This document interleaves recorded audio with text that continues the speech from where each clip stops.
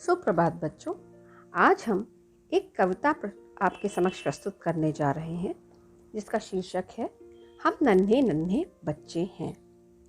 इस कविता के रचयिता हैं सोहन लाल द्विवेदी।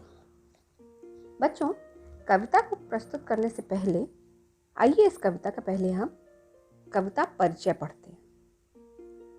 प्रस्तुत कविता में बच्चों को वीरता, दृढ़ निश्चय और हिम्मत का वर्णन किया गया है।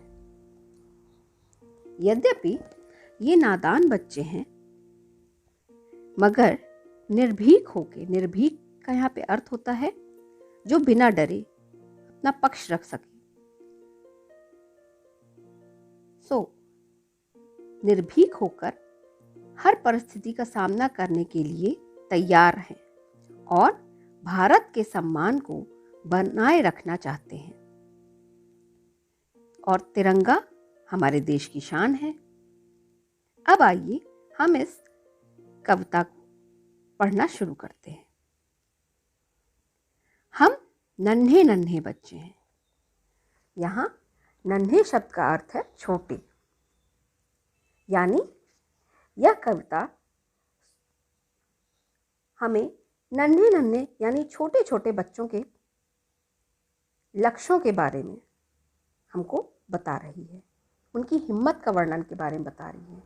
उनके दृढ़ निश्चय का हमें वर्णन दे रही है। उनमें किस प्रकार की वीरता है इसका हमें परिचय दे रही है। हम नन्हे नन्हे बच्चे हैं, यानी हम छोटे छोटे बच्चे हैं। नादान उम्र के कच्चे हैं। नादान मतलब ना समझ या भोले। नादान उम्र के कच्चे हैं पर अपनी धुन के सच्चे हैं। यहाँ धुन शब्द का अर्थ है लगन। जननी की जय जय गाएंगे। इस पंक्ति में जननी शब्द का अर्थ है माता। तो जननी की जय जय गाएंगे, भारत की ध्वजा उड़ाएंगे। ध्वजा यानी झंडा। अपना पथ कभी ना छोड़ेंगे। यहाँ पे अपना पथ का अर्थ होता है रास्ता। हम अपना पथ यानी अपना रास्ता कभी ना छोड़ेंगे। अपना प्रण कभी ना तोड़ेंगे। प्रण का अर्थ होता है प्रतिज्ञा। हम अपनी प्रतिज्ञा कभी नहीं तोड़ेंगे। हिम्मत से नाता जोड़ेंगे।